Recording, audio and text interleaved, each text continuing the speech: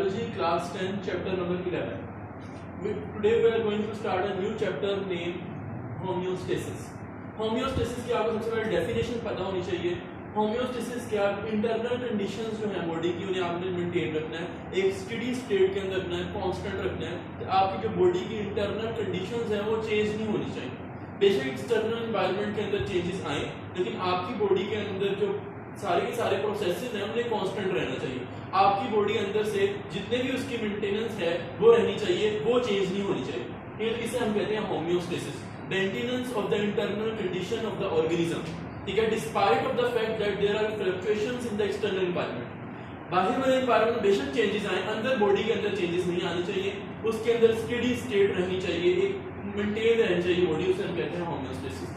अब इसकी टाइप्स हैं, आगे तीन टाइप्स हैं: ऑस्मोरेगुलेशन, थर्मोरेगुलेशन और एक्सक्रीशन.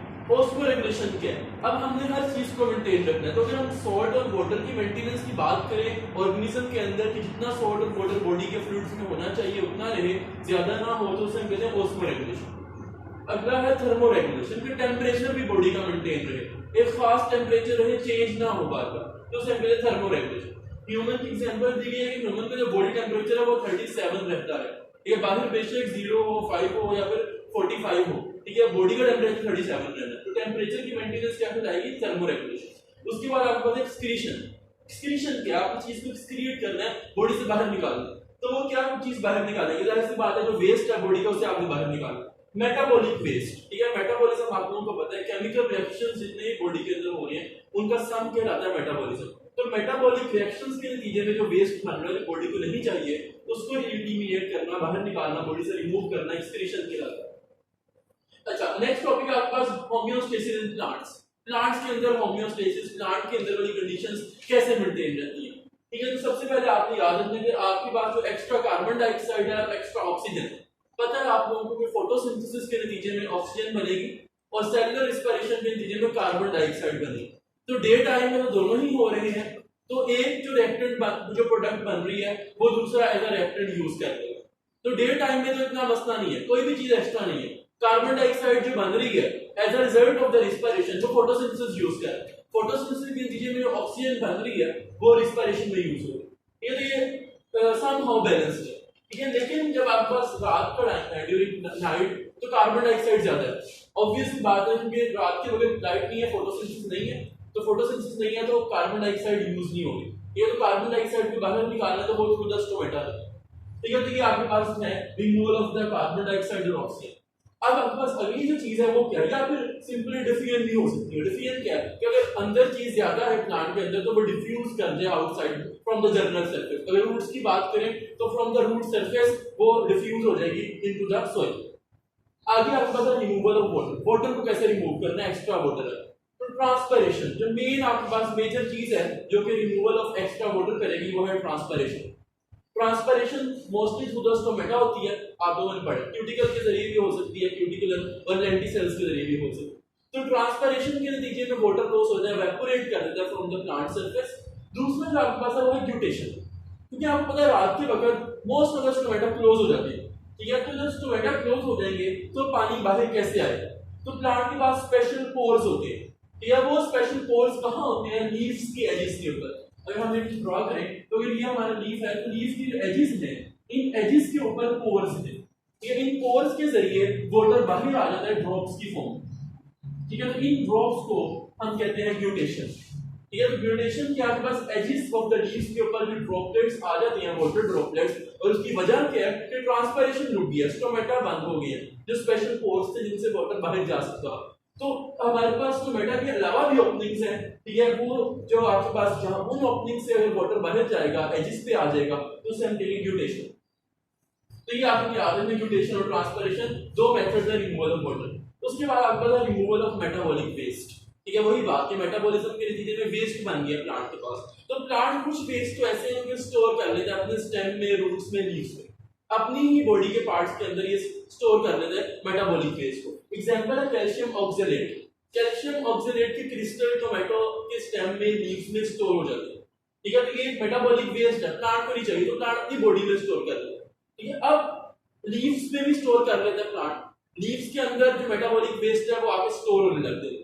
तो अब प्लांट में लीव्स में तो नहीं रहने देना, उससे खत्म करना है। तो जब आपको पता है ईयरली सीजनल लीव्स शेड होंगे, उतरेंगे, तो आपको जो लीव्स के अंदर वेस्ट है वो भी रिमूव हो जाएगा। तो leaf shedding is also a method for the removal of the metabolic waste. ठीक, अब आपके पास अगला टॉपिक है इंपॉर्टेंट है osmotic adjustment in the plants.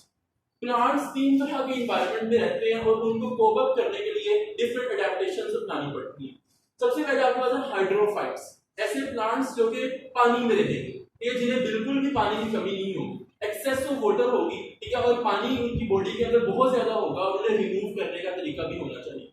एक एक्सेस वाटर को रिमूव करने के लिए हाइड्रोफाइट्स के पास क्या क्या चीजें हैं, उनके पास लार्ज नंबर ऑफ स्टोमेटा, आगे बढ़ा स्टोमेटा से पानी बाहर आ जाए, तो अगर ज्यादा स्टोमेटा होंगे ज्यादा पानी बाहर आ सकेगा, क्योंकि पानी में रह रहे हैं, ठीक है, प्योरली वाटर इनका एनवायरनमेंट है, तो वाटर इनकी बॉडी के अंदर ज्यादा है, उसे कम करने के लिए, मेंटेन करने के लिए लार्ज नंबर ऑफ स्टोमेटा। और इसके अलावा इनके जो लीव्स हैं वो भी बड़े, ज्यादा लीव्स हैं, ज्यादा सरफेस एरिया, ठीक है, ज्यादा नंबर ऑफ स्टोमेटा, और आपके पास जो इवेपोरेशन का रेट है, ट्रांसपायरेशन का रेट है, वो भी ज्यादा होगा, ठीक है, जिसकी वजह से जो इनकी बॉडी में एक्सेस ऑफ वाटर है, ठीक है, वो बाहर चला जाएगा आसानी से।